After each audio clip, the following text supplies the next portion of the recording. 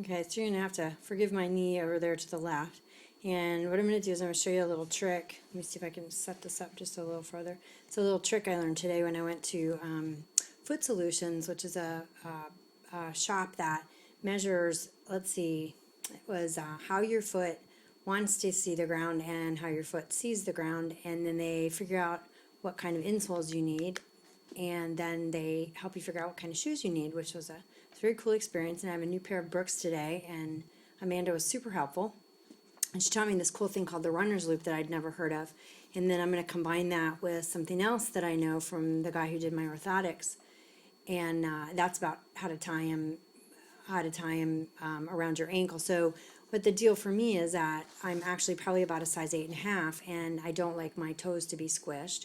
But when I have my shoes too big, then I get this kind of thing going on. Let's see if I can show you my toe. Isn't that attractive? My middle toe there, my toenail regularly comes off if I run too much because my toe is slamming into the end of my shoe because it's too big. My ankles are not fat enough to support how big my shoes are.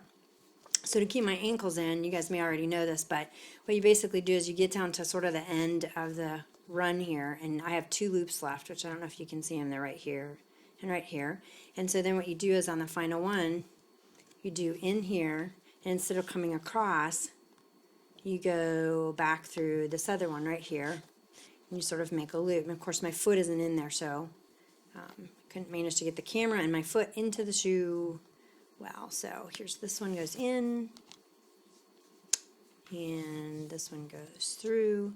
So end up with this little loop right here, and right here. Whoops, uh-oh.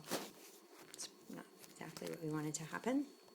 So now I pulled this tight. Now I pretend my foot is in there. What I would normally do is now I would take this and go through here, and I would take this end and put it through the opposite one over here, and then I would pull this whole thing tight, and it would go right across my ankle very nicely and hold it in place. So that's what Amanda taught me this morning, and so see, it goes very nicely like this, and it was cool little, makes it much tighter. So now the guy that did my orthotics taught me this. Normally what you do when you tie your shoes is you do left over right, and then you pull this under. And what he taught me to do is actually to do right over left, like this, and then go about tying it the normal way, which is like this. And then you don't get this loosening up against itself.